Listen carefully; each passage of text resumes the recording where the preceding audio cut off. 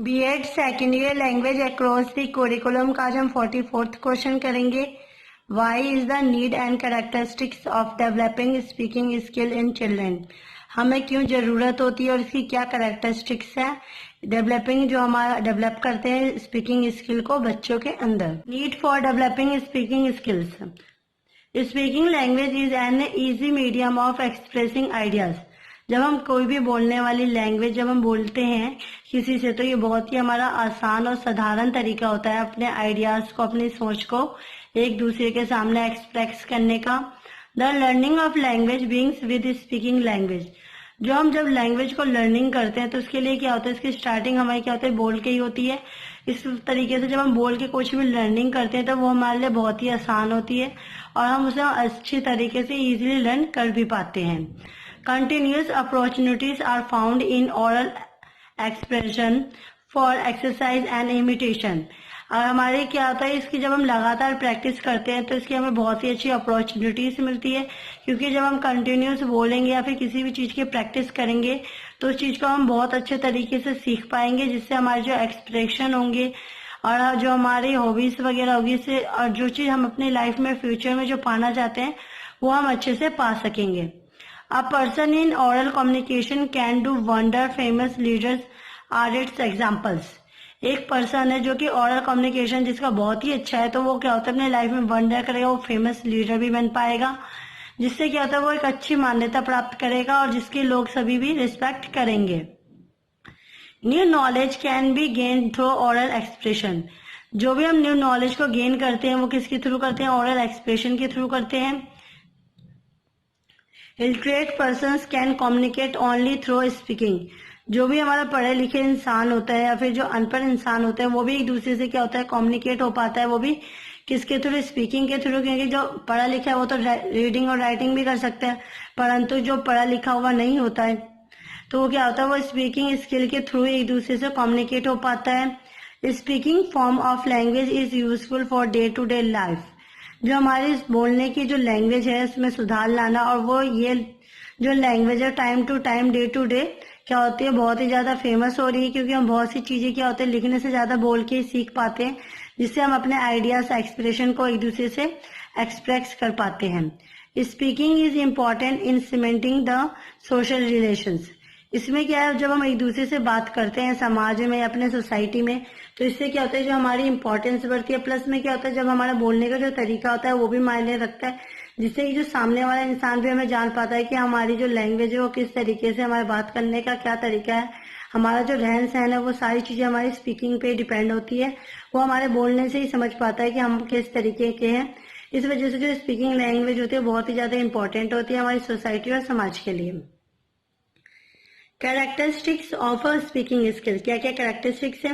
Use of voice, the use of intonation and pause that covering meaning and attitude. इसमें क्या होता है जब हम किसी से बात कर रहे होते हैं तो इसमें हमें अपने वॉइस के ऊपर भी ध्यान देना चाहिए और हमें ये भी ध्यान देना चाहिए कि किस टाइम पे हमें चुप रहना है या फिर हमें किस तरीके से किसी से बात करनी है, क्या हमारा एटीट्यूड होना चाहिए।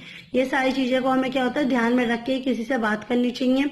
Volume depends on the needs of the situation, purpose and audience. जो वॉल्यूम्स होती है वो डिपेंड करती है हमारी जरूरत के हिसाब से कि हम किस सिचुएशन में, हमारा क्या पर्पस है, हम ऑडियंस से बात कर रहे हैं या आपस में मिल के बैठ के बात कर रहे हैं या क्लास में बात कर रहे हैं, तो वो सारी चीजें हमारे स्पीकिंग पे डिपेंड करती है। उस टाइम पे जो हमारा वॉल्यूम है उसके ऊपर डिपेंड करता है कि हमें किस जगह पे किस तरीके से बात करनी चाहिए, हाई लैंग्वेज में हाई वॉल्यूम में बात करनी चाहिए या फिर लो वॉल्यूम में बात करनी चाहिए। There are times when loud voice are required such as in a play or during assembly। इसमें क्या होता है जब हम असेंबली में या फिर खेल के मैदान में होते हैं तो उस टाइम पे हमें लाउड वॉइस की जरूरत होती है, क्योंकि उस टाइम बहुत ज्यादा साउंड हो रखा होता है दूसरी साइड, तो इस वजह से अगर हम धीरे बोलेंगे तो हमारी आवाज बिल्कुल उन तक नहीं जा पाएगी, इसलिए उस टाइम पे जो हमारी वॉइस होती है वो लाउड होनी चाहिए। There are also times when quiet voice are necessary such work in the library। जब हम लाइब्रेरी में होंगे तो उस टाइम में हमें बहुत ही धीरे हल्की आवाज रखनी चाहिए या फिर हमें कम से कम बोलना चाहिए, क्योंकि वो हमारा शांत एरिया होता है। वहां हम थोड़ा भी बोलेंगे तो उस टाइम हमारी जो वॉइस होगी बहुत ही ज्यादा तेज होगी, इस वजह से वहां पे हमें बहुत धीरे और आराम से बोलना चाहिए। The use of varying volume will help to create emphasis और ड्रामा व्हेन रिकाउंटिंग इवेंट्स और टेलिंग ए स्टोरी और एन ऑडियंस। इसमें क्या होता है, जब हमारी जो वॉल्यूम होती है वो हमारी डिपेंड करती है कि हमें किस टाइम पे किस तरीके की वॉइस निकालनी चाहिए, हमारा बोलने का जो वॉल्यूम है वो किस तरीके से होना चाहिए। ये हमारी हेल्प करती है कि जब हम कोई भी ड्रामा क्रिएट करते हैं या फिर किसी भी इवेंट में होते हैं या फिर कोई हम अपनी ऑडियंस को कोई स्टोरी सुना रहे होते हैं या फिर हम ऑडियंस के सामने होते हैं, इस टाइम पे हमारी जो वॉल्यूम होती है वो डिपेंड करती है कि हमें अपना वॉल्यूम का जो लाउड है वो डाउन रखना है या हाई रखना है। नेक्स्ट पॉइंट है हमारा intonation. Intonation indicates the changes in speech downward.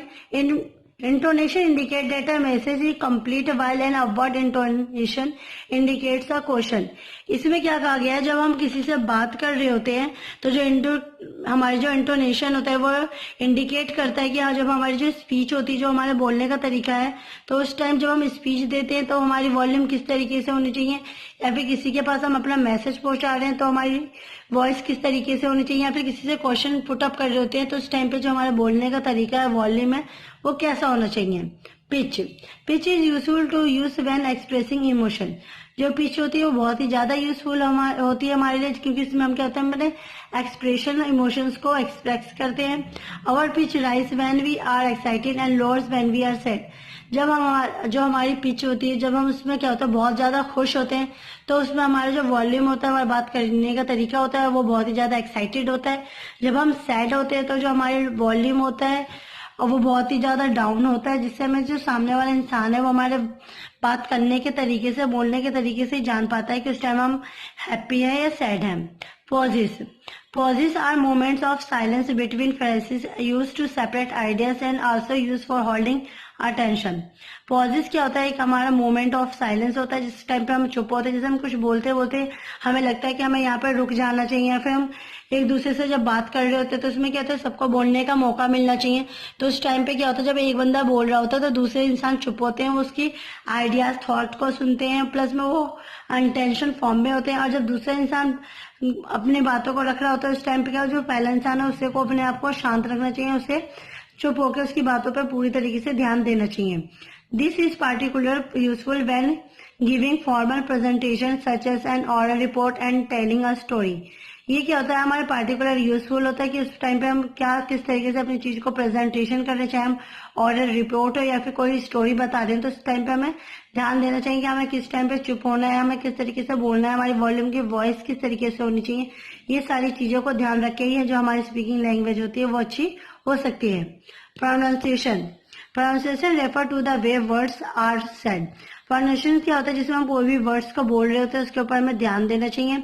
Some younger pupils may have difficulties in pronouncing sound in some words and will benefit for hearing those words modeling in meaningful context.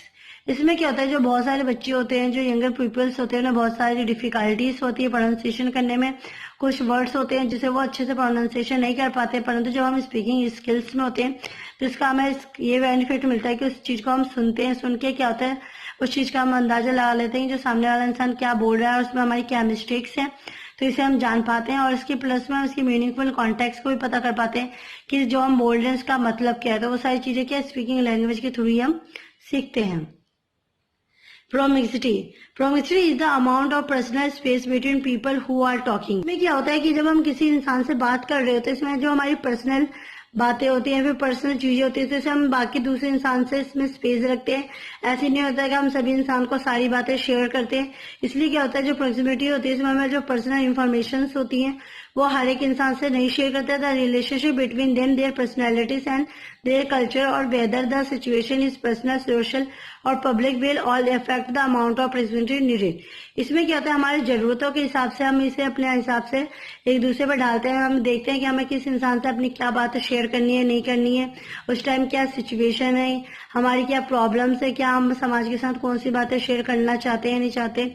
ये सारी चीजें हमें proximity में define करते हैं, जिससे क्या होता है जो हम अपनी पर्सनल इंफॉर्मेशन जिसको देना चाहते हैं उसी को देते हैं। प्लस में जिस तरीके से हम दूसरे लोगों से बात करते हैं उस चीज में हम उसमें इन्वॉल्व नहीं करते। इसलिए जो हमारी पब्लिक और प्राइवेसी वाली टॉक होती है, बातें होती है, उसे भी हम अपने हिसाब से एक दूसरे से के सामने एक्सप्रेस करते हैं। Eye contact is the useful for the eyes and gaze in face to face communication. जो आई कांटेक्ट होता है वो हमारे आईज से रिलेटेड होता है और ये हमारा फेस टू फेस कम्युनिकेशन होता है, जिसमें हम एक दूसरे के सामने खड़े होकर बात करते हैं। The level of eye contact after depend on the relationship between the communication and affect both the speaker and listener. और जो हमारा आई कांटेक्ट है वो डिपेंड करता है हमारे रिलेशनशिप के ऊपर, मतलब जिसमें क्या पता चलता है कि जब हम किसी इंसान से कम्युनिकेट हो रहे हैं या फिर कम्युनिकेशन कर रहे हैं तो उसमें डिपेंड करता है कि हम उससे बोल के, जैसे सामने वाला इंसान क्या होता है वो बोलता है तो दूसरा जो इंसान होता है उसकी बातों को सुनता है, फिर वो सुनने के बाद उस चीज का रिप्लाई करता है।